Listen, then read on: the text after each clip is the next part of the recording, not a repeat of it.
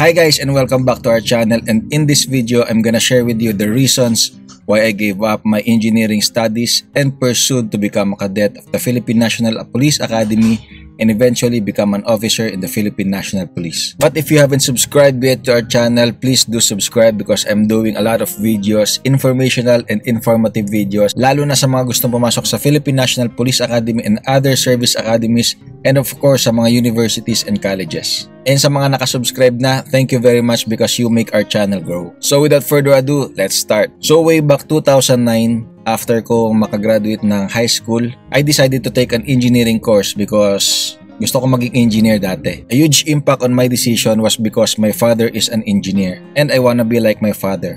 That's why naganap ako ng mga best engineering schools na pwedeng pasukan.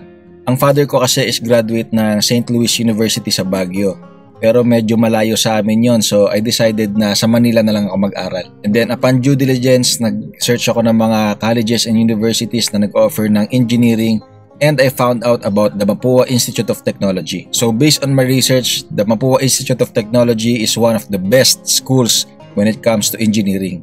And syempre dahil Mapuan ako, sasabihin ko na siya ang best school for engineering. And then ayun, nag-enroll ako sa MIT noong 2009 and I was a freshman in the year 2009. So way back 2009 nung naalala ko, the MIT or the Mapua Institute of Technology is the only school that is offering engineering na 4 SEMs sa isang taon. So ang tawag namin doon is quarter-term. I don't know na kung meron nang nag-offer ng 4 na SEM sa isang taon, pero Mapua Institute of Technology is offering that kind of curriculum. So imagine niyo na lang na bawat units or bawat subjects sa Mapua Institute of Technology ay kinukuha lang ng estudyante sa 2.5 months, mga ganun. So naisip ko okay yun kasi mabilis lang ang engineering kasi sa isang taon 4 na terms o 4 na SEMs agad ang kukuha ko. And then yun, pumasok na ako sa Mapua. Medyo mahal nga lang din ang tuition. So naalala ko nasa more or less nasa 30 plus thousand per term. So medyo mahal nga talaga, pero napaka-quality naman ng education na binibigay ng Mapua Institute of Technology. So from 2009 to 2011, nag-aral ako sa MIT. Sa Intramuros yan na nakalimutan ko sabihin sa inyo. Mapua Institute of Technology, Intramuros, Manila.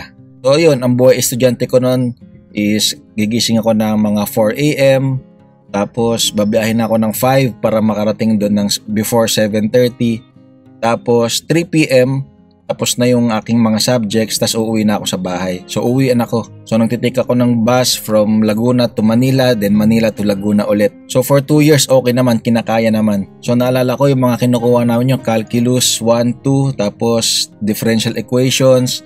Kinukuha lang namin yan for isang term. And okay naman so far yung grades ko nun. During my college years, napaka-supportive ng aking parents. Siyempre, wala naman akong trabaho, hindi rin ako working student dahil wala nang time kasi sobrang hectic ng schedule sa Mapua. Alam yan ang mga estudyante ng Mapua, napakahirap. Napakahirap ng engineering, kung mahirap ang engineering, napakahirap ng engineering sa Mapua. Alam yan ang mga taga Mapua.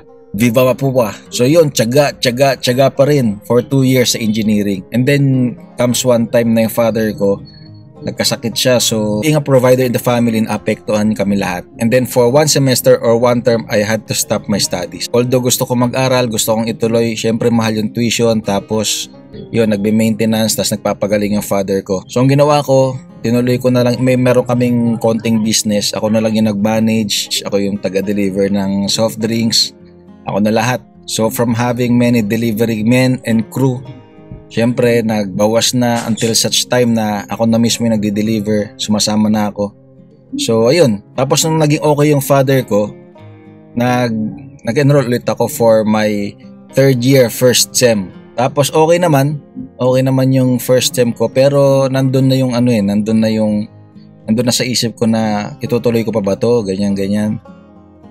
Itutuloy ko pa ba to? Kaya pa ba? Iniisip ko yung father ko, iniisip ko yung mga kapatid ko. Ako kasi panganay sa amin magkakapatid. So, majority ng funds ng father and mother ko napupunta sa akin kasi nga dahil sa tuition. So, iniisip ko, kaya pa ba ng family namin? And then naalala ko yung lagi sinasabi ng father ko kasi nung way back high school pa lang, syempre college days, nakikitaan Maraming teachers ang nagsasabi sa akin, tapos yung parents ko syempre and yung mga friends ko, nakikitaan nila ako ng leadership skills. And of course, syempre panganay ako eh. So parang naging inherent na sa akin na meron akong leadership skills. Tapos nakikita rin nila sa akin na kahit paano meron akong pinapakita na mahilig ako sa tumulong sa kapwa ko. So public service. So yun, sabi ng father ko, kung gusto mo mag-take ka ng PMA exam or the PNPA exam. Pero hindi ko siya masyadong iniisip that time kasi syempre engineering na ako eh. Bakit ko pa iisipin maging sundalo, maging police? Tapos focus lang ako sa pangarap ko na maging engineer. Pero syempre sumagi sa isip ko na pumasok sa mga academies na yon. Kasi nga alam ko sa mga academies na binanggit ko, una sa lahat libre yung pag-aaral. Pangalawa, nag-aaral na ako, meron pa akong allowance. So nung third year first sem ko, sumagi na sa isip ko na bakit hindi ko i-try. And then one time, third year first semester, parang may nakita ako na doon sa kantin sa Mapua, doon sa malapit sa Pauchin, kung mapuwan ka, alam mo yan, may Pauchin doon, parang meron nakalagay doon na na picture, parang malaking picture ng kadete, tapos nakalagay be a PNPA cadet.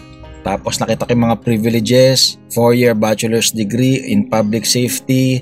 Tapos tapos pagka-graduate meron ka na kagad trabaho kasi syempre pinaaral ka ng gobyerno.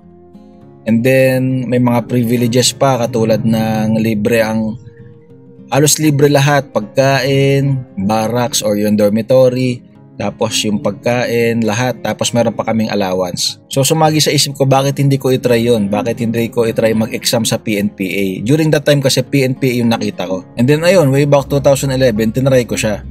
Pero actually, pangalawang try ko na yun kasi noong 2010, tinry ko siya kasi sabi ng papa ko i-try ko pero hindi ko masyadong sineryoso. Although, pumasa na ako sa exam noong 2010, hindi ko siya masyadong sineryoso tapos hindi na ako nag-pursue. Tapos bumagsak ako sa neuro exam nun. Tapos noong 2011, I decided na talagang seryosohin yung pagpasok sa Philippine National Police Academy. So yun, nag-exam ulit ako, sineryoso ko naman, pasado ulit ako sa PNPA CAT or the Philippine National Police Academy Cadet Admission Test.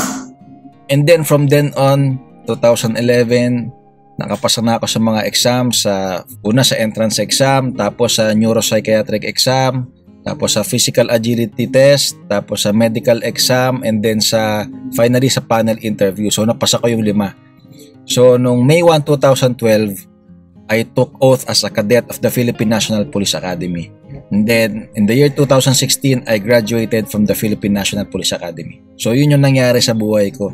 So my main reason syempre was naka-affect yung family status namin, and then siguro will na rin talaga ni Lord na makapasok ako sa PNPA kasi siguro nakikita niya na meron akong capability, meron naman akong leadership, meron akong pagmamahal sa public service, kaya kong gampanan yon. And nagagampanan ko naman ngayon dahil officer na ako sa Philippine National Police. So sa lahat ng mga estudyante dyan and mag-aaral na may pangarap, so wag nyo hahayaan na mawala yung pangarap nyo sa inyo. Dahil sabi nga nila, libre lang mangarap. So kahit anumang pagsubok sa buhay nyo bilang estudyante, go lang ng go. Laging may will si Lord kapag naniwala kayo sa Kanya. So hindi man ako nakapagtapos bilang isang engineer, naging police naman ako and isang officer sa Philippine National Police. So sabi nga nila, kanya-kanyang oras lang yan. So kung may pangarap ka, tuparin mo and gawin mo lahat para ma-achieve mo yung pangarap mo. Tapos lagi mo lang i-enjoy yung process. Huwag kang panghihinaan ng loob.